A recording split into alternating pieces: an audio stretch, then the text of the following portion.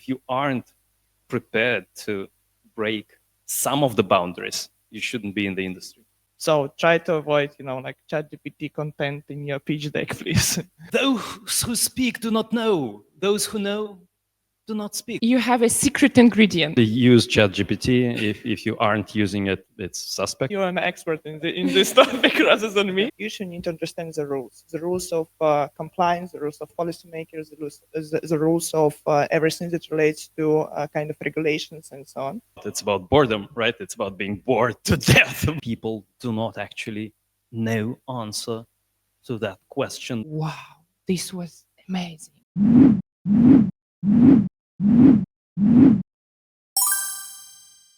Round table as a part of the LXTHON, while hackers are finalizing their solutions, they are still having 2 hours to finish before pitching their solutions to us. And for sure, we are here also to help our hackers to prepare their presentations, and we are going to talk today about the mystery of pitching. My name is Galina, and I'm today with Sofia and Aleksei. Sofia, which is also Sonia, is a deep tech startup expert and founder of DeepSync EU, with over a decade of experience helping early stage innovators secure EU grants and build powerful, fundable narratives.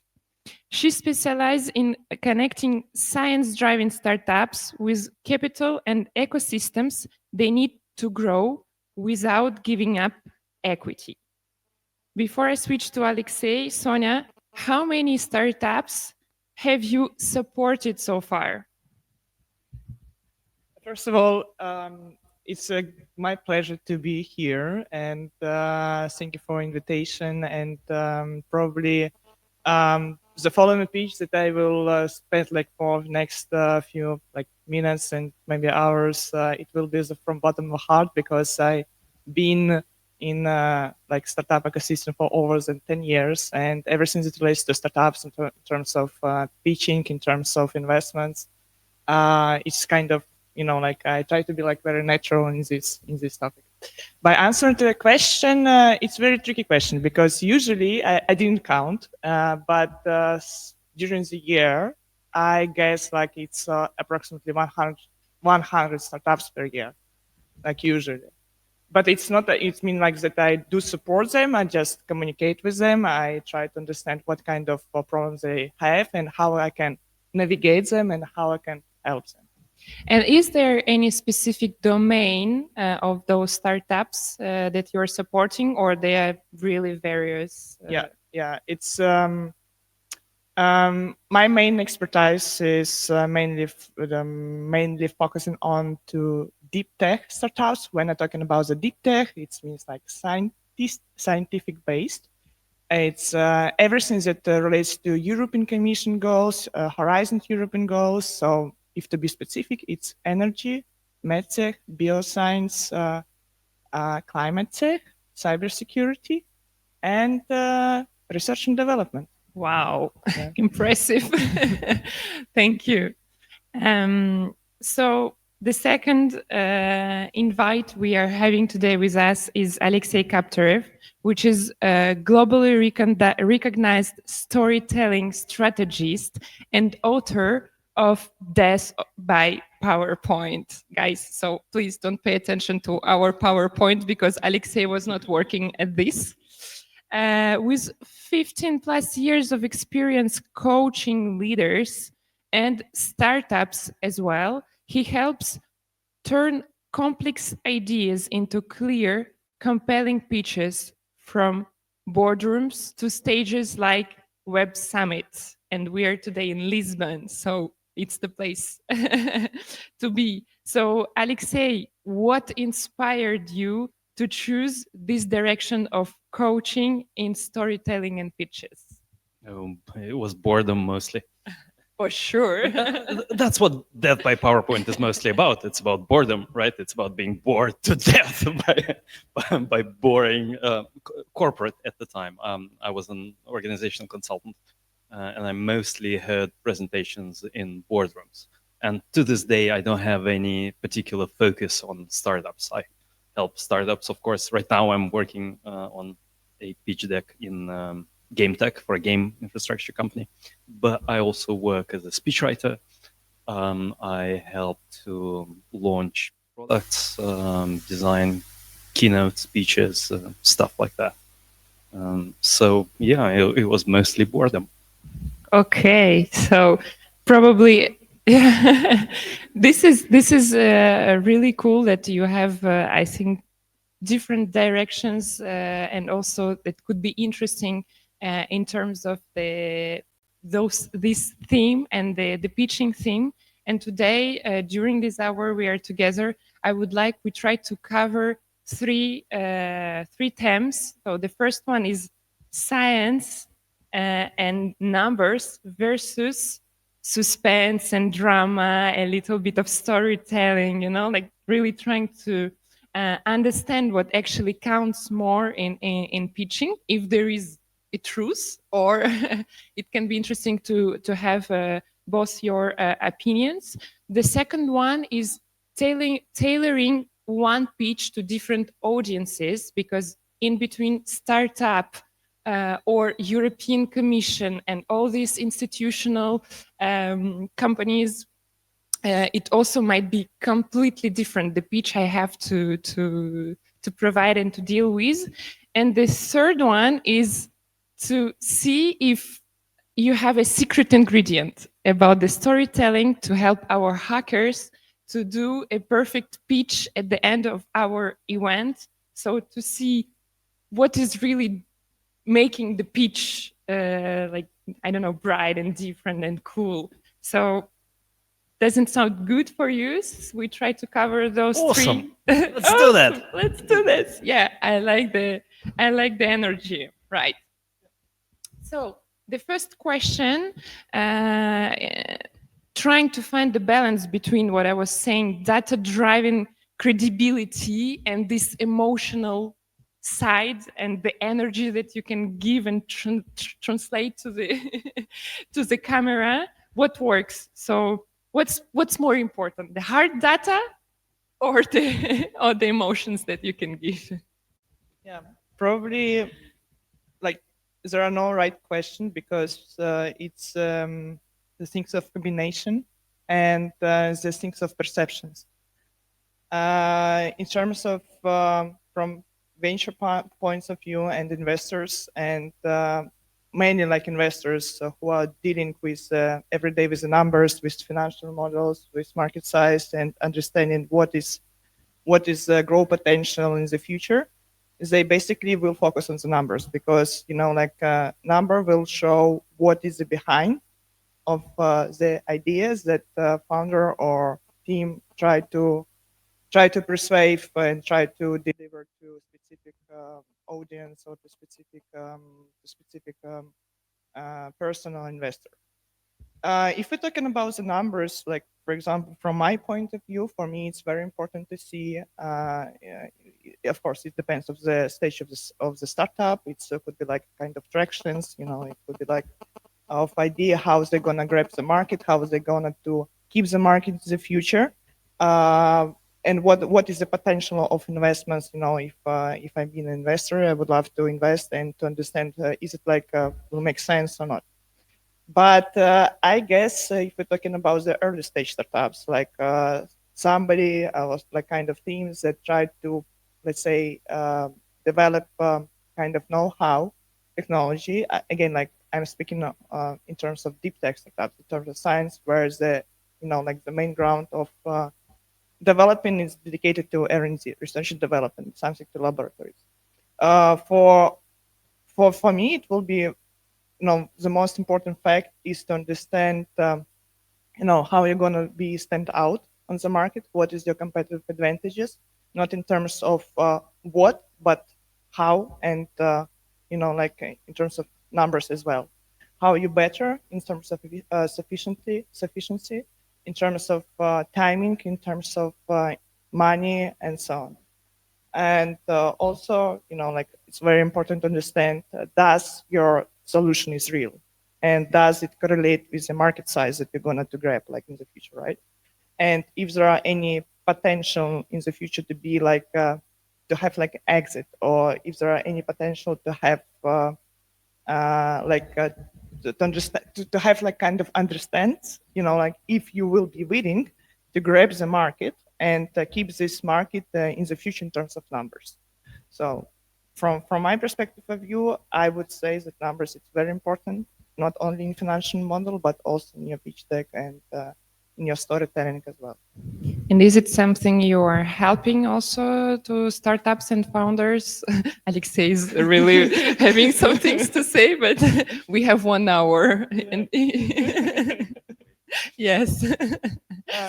Yeah, in terms of my point of view of equity-free investments, I mean like grants investments, it's very important to show that your financial projections, of course, of numbers of how you're gonna develop your idea and how you're gonna develop your idea, not by yourself, but with a group of partners, with universities, with industrial partners, and so on. And how you're gonna, like, for example, spend this money? Is it like a smart way, or you just how it will be divided? Like for R&D, for marketing, for sales. Is it make sense, and so on? So by answering to your question, I do help, but I do not price these numbers. I try to navigate a startup to understand what is the idea behind of what they want to build, and my goal is to correlate it with European goals and the regulations that it's expected to have, like in the 5 years, in 7 years, in 10 years, and so on. Yeah. And it's a great transition for Aleksei, because I know that Aleksei is writing pitches for some even high-level employees or VPs, right? So right now it's mostly rewriting, I'm afraid. What you do is you talk to people and then you take the transcript and just copy paste it into ChatGPT, and then it does something, and then of course it's horrible, but it's way easier than starting from scratch. So it's mostly rewriting. Yeah, but in terms of values nowadays. and in terms of really. Getting back to the question you asked, I know from the like corporate reality that the answer largely depends on the size of the corporation. The bigger the company is, the more data-driven they are. So, and I think the same thing applies to startups. It depends which stage you're at seed and pre-seed stage. It's mostly emotions. I mean, the tech is probably there or not. It might be not yet there yet. I mean, it might work in terms of the actual physics or chemistry, but it might not work yet in terms of finance, which is equally important. So you will keep working on it. So it's largely for early stage investors, it's a leap of faith. And of course, faith requires love and affection and emotions. And that is why we call them the 3F, right? Friends, fools, and family. They invest because they love you, not because the technology works or the forecast that you are showing them inspires them so much. There is, by the way, a book, about the book, Don't Ask Your Mom, or something like that. Something like that, yeah. But where when you pitch in front of your mom, it's or maybe grandmother, so they always will buy whatever the product is, how much it costs. But then, of course, you need that money to take off the ground and then go to, I don't know, Vinod Khosla or Andreessen Horowitz for another round, right? But we all start with emotions. So I think in the same logic applies with startups. You have to start with emotions. You have to start with passion. You have to start with real people's pains. But then, of course, like warm heart and cold mind. You have to have it both. And the higher you get, the colder it gets. That's how the Earth's atmosphere works, basically. Okay. Yeah, sure. I guess first of all you have to fall in love, and then reflect this love in the numbers. Like the numbers, it's not possible to pop up like without nothing. It should be emotional, and it's very important. Or hate, or boredom even. But something. Something that would drive you and feed you with energy, because of course taking startup from 0 to 1 is very hard, and sort of you need to supply some fuel to that engine of passion, I guess. Okay, and I will have a very challenging question that I'm going to bring to the table, because with emotions, for sure we can provoke that people will react and will love the idea and so on. And where this borderline in between manipulation with emotions and the pitch, the perfect pitch you could give and say, wow, this is an amazing product and so on, and that probably behind the product of the startup and the idea of the startup, which can be driven by those emotions, can be something bad at the end. So everyone will be ready to buy because, wow, everyone wants the product and so on. And how to, I don't know, balance in between these kind of things where it can be dangerous at the end. No, I guess like it requires time, first of all. And I will compare this probably with the surfing. You have a board, right? Like on your logo. We are in the theme. In order to have a great pop-up, you need to fall like a lot of times. And it will be very scary. But you will get like a very proper feedback, and you need to negotiate with this in terms of surfing with the ocean, in terms of startup with the ecosystem, right? You need to understand the rules, and you need to understand how does your specific niche works, and what is this narrow niche that you try to focus on is about. Of course, it's not possible to have like a toolkit, to understand how to pitch perfectly and what you need to say in order to be persuasive, right? You have you can have kind of navigation, but again, first of all, it's a time. Second, it's be open for feedback, and third,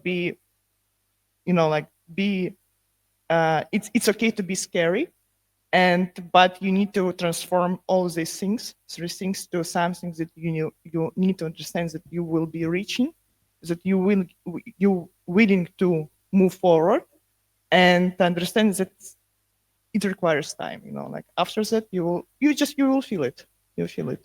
That's all. You will feel it that it's a bad idea behind, right? Behind the perfect pitch. I think the industry mantra is fake it until you make it, right? So it's it invites you to lie, right? And I absolutely hate that. And this is the reason why at some point I chose not to concentrate on startups, because the amount of hype, the amount of fluff and lies, frankly, is just overwhelming. It's just too much for me. But of course, startups are about disruption. So if anybody wants to disrupt that, I will be happy to help.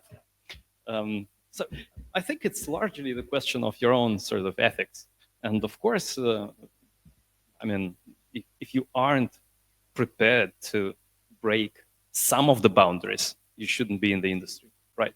Startups are about breaking boundaries. Should we break all ethical boundaries? Probably not. Should we break some of them? Probably yes. I think most startups do at a certain extent. So I think the only sort of thing that separates really successful, not only in terms of finance, but also in terms of morality. You can be successfully moral, like Uber at a certain point became morally bankrupt, right? They just overdrew their bank. They were too bad. And then, of course, Travis left and the new CEO was Poroshavi, something like that. He came up and sort of reorganized Uber around better ethics, as far as I can tell. So the thing that separates successful startups from unsuccessful is that successful startups are able to forecast to which direction society's morality would shift, because there's cultural drift all the time. So you have to sort of understand where the wind blows and what's going to be okay in a few years from now, which is not okay now, but what is going to be okay. And this is also part of, so startup should have a moral strategy as well as a financial strategy and product strategy. Yeah, for sure. And that's why I think it also, like, these kind of institutions that Sonia works with exist to moderate these kind of crazy ideas that can go really far away from. I think in Europe we tend to over-moderate. Yeah, maybe. I think we need more crazy that's startups. another topic, but I agree with you that sometimes too many borders to keep the ethics, like you were saying, a very, very important topic, without giving this freedom to think about, like, really next level of technology, because for sure this topic is really I think key in artificial intelligence and this kind of things, where we are really closing a lot of doors because of ethics as well, in between human and technology and so on. All right, very, very interesting, deep ideas. Thank you for these different directions that you are bringing, and for sure we are coming back as always to the balance of things that are important. So the next theme I wanted we to cover is about tailoring the same pitch, or maybe not the same pitch, but to different audiences. So in between private companies or investors that can be private or public institutions, specifically with those you're working a lot, Sonia. So how do we work with a pitch? What should we do in terms of different audiences? I guess like the main things that you need to deliver and show is how you're gonna to solve specific their problem thanks to your solution. Maybe not like kind of specific problem, but what kind of value you could bring using your, again, technology solution approach, combination of factors that you try to deliver and develop and so on. And it's just a question about the value proposition that you could bring to a specific target audience or specific partner and so on. And of course, it's like something that, you know, like you need to understand, you need to show, like, first of all. But the main things is what is behind of this wall. First of all, like, probably it's as we're very conscious about what is going on right now with political economical situation, we need to understand that the fact that ethics impacts probably kind of health aspect right now play very big role in terms of everything, in terms of negotiations, in terms of integrations, in terms of implementations, and so on. And once you show that a part of the fact, despite the fact that your solution brings something on the table to solve your specific problem, but if we're talking about the long-term aspects and effects, not only from economical point of view, but also like in terms of untouchable, I guess like ethics impacts and morality kind of, it should be also bring on the table and should be on the pitch deck on your proposal, or, you know, something that you try to negotiate. It's basically if we're talking about the long-term relationship. Yeah. So. And if we are talking about European Union institutions, so is it like, does there a specific formula that will work for no matter European institution? Because there is that much, I can imagine. And you were also talking about universities and this kind of things. So can we find a specific factor or formula if we are talking about only this population? There are no specific formula, but still they need to follow like specific regulation that is, was designed for a specific public institution by European Commission, because they right now we have like a basically common goal. Like this, it depends of the sector where we work and so on. And of course, when you try to approach the public institution, you need to understand the rules of compliance, the rules of policymakers, the rules of everything that relates to kind of regulations and so on. And because they will not be willing to avoid it, they need to follow it, and you need to speak on their language first of all. Yeah, that's the point. Maybe how the science startups and the deep tech startups are different from agnostic sector startups, let's say in this way. Okay, so let's see what was the question again? So in terms of the audience, I think the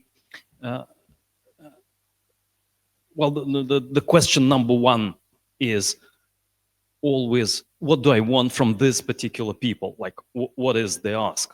And it is amazing how many people do not actually know answer to that question before they come on stage.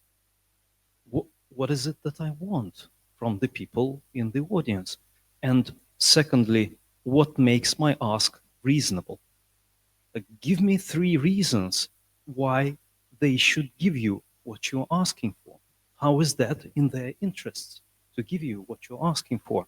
And again, so many people do not have any, I'm not talking good answer, I'm saying any answer to that. And I think we should always be thinking about that. And then, of course, being a former organizational consultant, I have a 2x2 matrix. I tend to divide, because there are many contexts in which startups present, not only to investors. Sometimes they speak at conferences, if they're lucky. Sometimes they lecture at the universities because it's good for their sort of scientific relations, etc. So I think you should place your audience. Of course, it's going to be a scatter plot, like the audience is going to be all over the place. But generally speaking, there are the 2 parameters: motivation and expertise. So there are people who are neither motivated nor expert in what you're talking about. These I call goblins. So, and what works with goblins is entertainment. It's a perfect audience for a stand-up gig, right? So what you mostly do, you do stand-up, you entertain people. You don't try to like inject some deep thoughts in that. They're not going to recognize that. So mostly entertainment, and then probably some name dropping as well.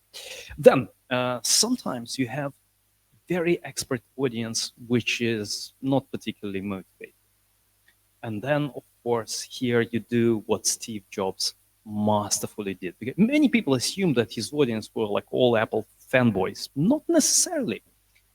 At least half of them were very skeptical people, tech journalists, developers who had conflict of interest with Apple, ongoing conflict of interest because of the fees, etc. So this is what really requires this grand master narrative that we, being consultants, we all pretend to be building for our clients. I will design you this thing that will help you to woo the audience. Then, of course, there are people who are highly motivated and not particularly expert. This is where you can do lecturing. If you announce an event and it's called "Few Insights into Technologies of Computer Vision," blah, blah, blah. Of course, it's going to be boring, but people expect that. That's fine. And then there are people who are highly expert, but also highly motivated. And with them, I think you shouldn't be doing presentations. I think with them, you should have a one-to-one conversation or something like that. The ideal slide is a huge diagram where everything is there, and then you sort of look at it and you make a decision. So with these people, you are in a co-creating mode. This is not a translation of some wisdom that you have. No, it's an interactive experience. It's very rare that you meet those people. So goblins, then elves, who are very knowledgeable but very tired.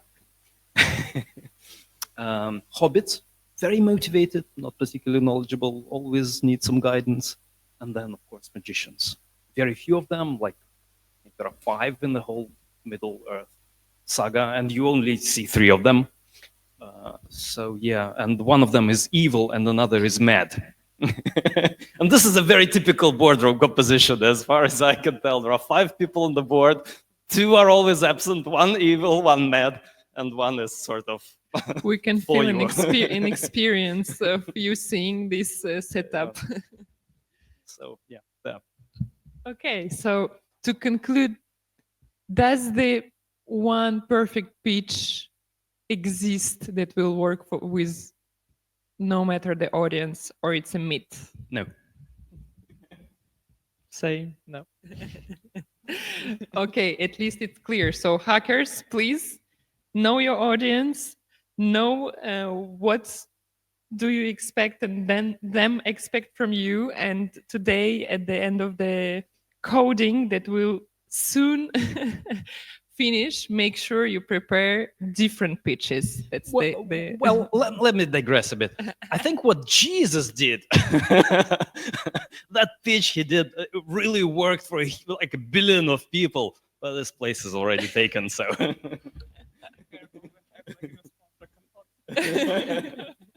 No, it was a great story, great pitch. I mean, really worked. A very good moral message. So I'm not dissing Jesus here. not joking, guys. So you have a question? Yes, please. In terms of the 4 audiences today that they're pitching to, who are they pitching to? Hobbits, goblins, or who are they pitching to today? Gali, I guess that's a question to you. That's a very good question. Probably we can give it as an exercise for them to identify who we are from the crew. Because we are approximately crew of 5. So I think with one which you already identified one as far as I can see. Okay, so we have a third theme that we didn't cover yet, is about how some pitches work because there is probably a secret ingredient or something like a X factor or whatever. So is there anything beyond the structure, beyond the logic, what actually leaves an impression at the end, because you go away from this meeting room and after you say, wow, this was amazing. So what's this factor? What's this secret ingredient? Great question. It's really hard to answer like in a very proper way.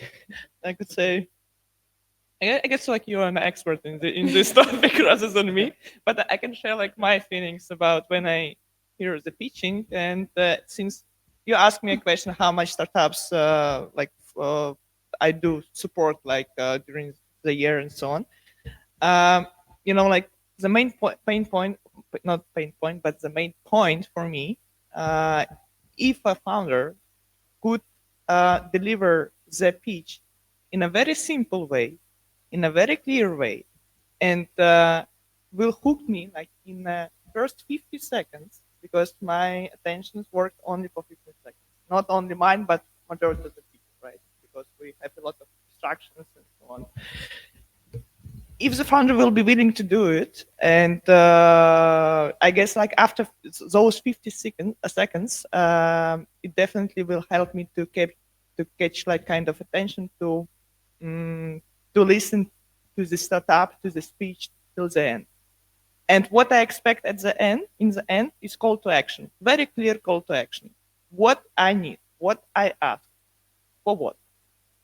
Then it's just like work of, I guess, like kind of networking, communication one-to-one, matchmakings, and so on.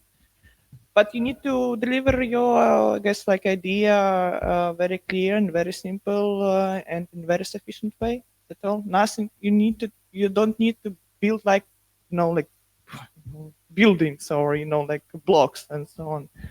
Just show like fundament and show like the basic and that's all, I guess. And as you have started this conversation to speak from your heart.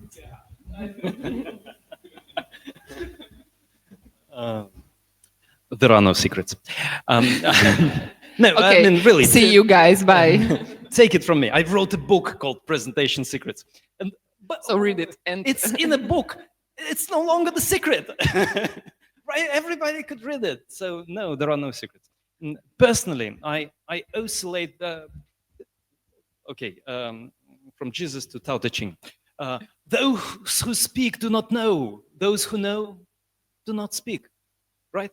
So my career began as one of a consultant. So I was mostly doing things with my hands, really, because that was the time of PowerPoint. I was sitting down with people and just manually inputting stuff into the computer. And then after, I think, 2 or 3 years, I started to have some theories about what I'm doing. And there I started teaching. And I taught for about 10 years. And then it became empty. I started feeling like when I come to the audience, they already know everything I'm about to say. There are no secrets anymore. Everybody knows what needs to be done. I'm useless. But So- why they're coming to your... hoping to hear some learn secrets, but something then, new? of course, there's this name factor. So, I sort of went back to working as a full-time consultant again.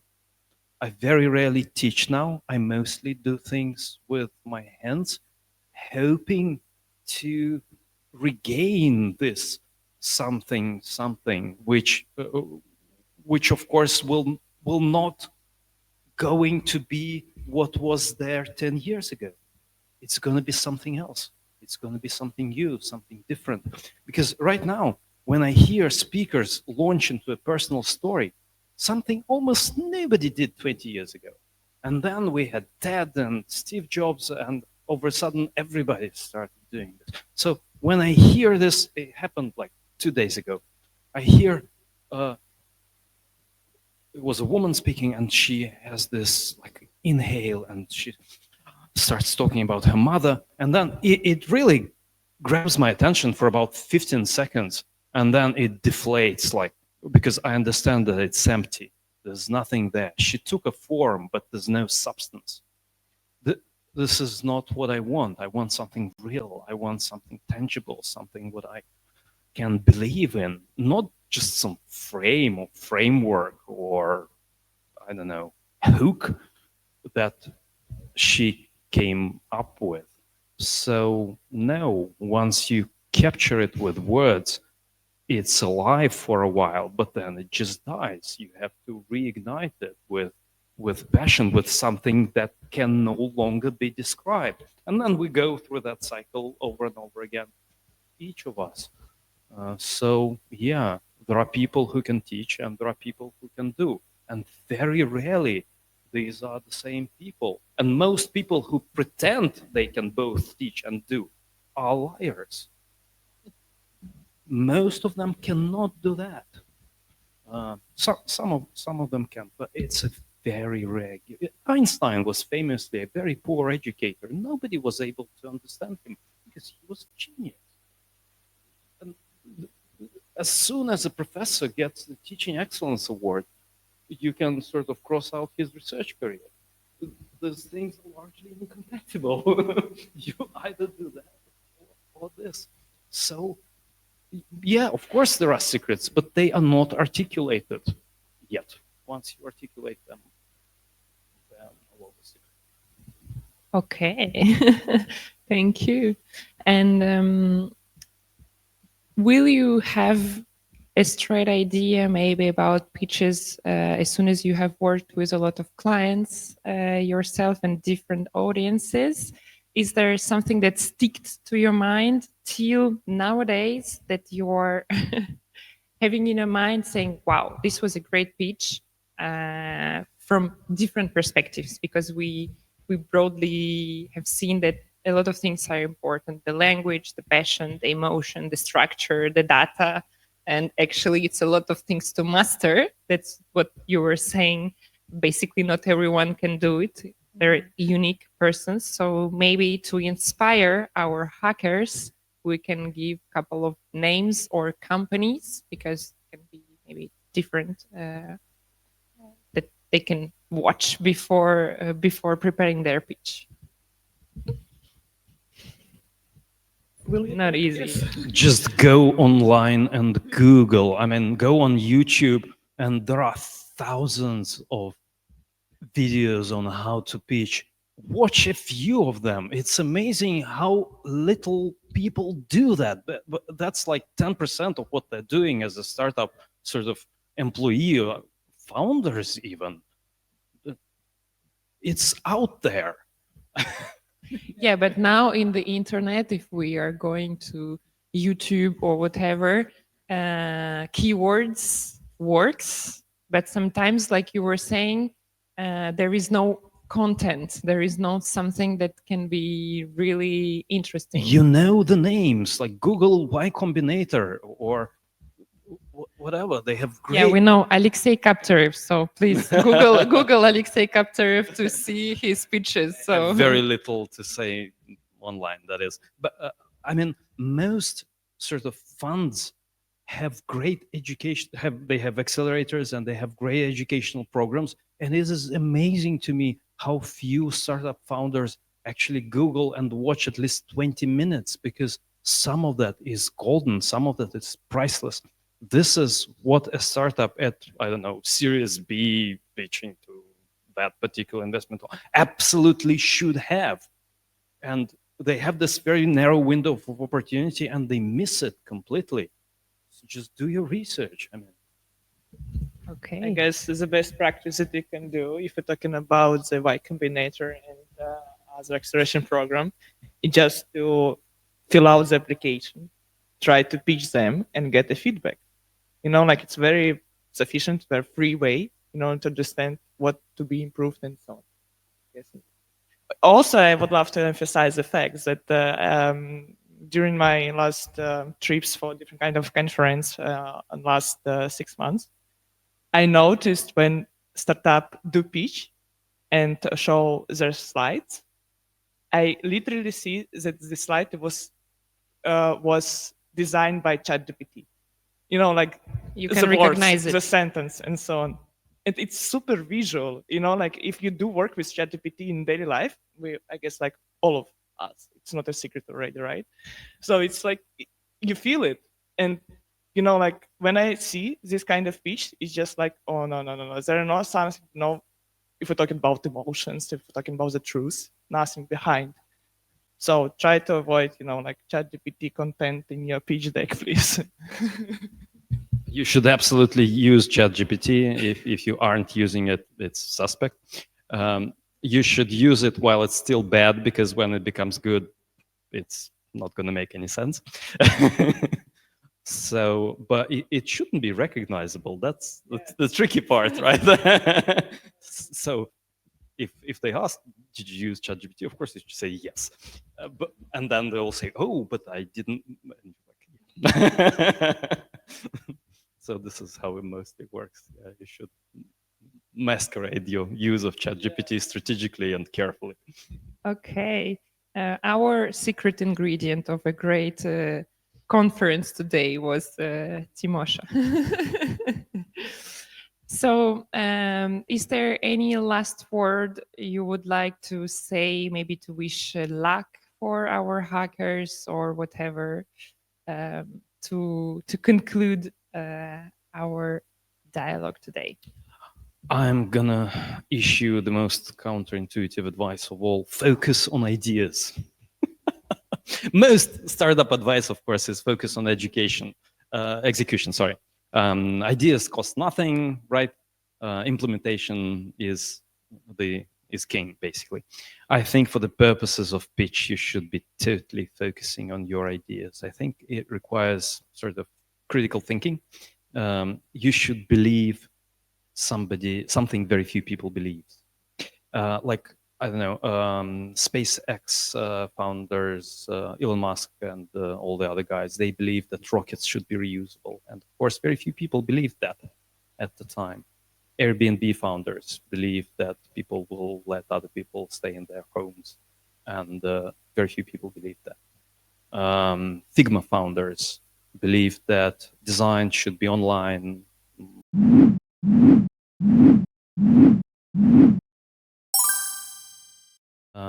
The key question is, what do you believe that almost nobody believes? And then you come on stage and you break our belief system, and then you mend it back, and this is your solution. So the real magic of the pitch is first you break something, and then you may mend it back on stage. And of course it feels magical, and this is what people are prepared to invest at, because 10xing your money is of course magic. We shouldn't be allowed to do that under normal circumstances, right?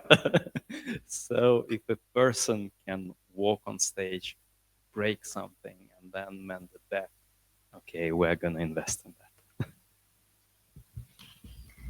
Yeah, great. Yeah. As follow-up will be challenge yourself, think globally,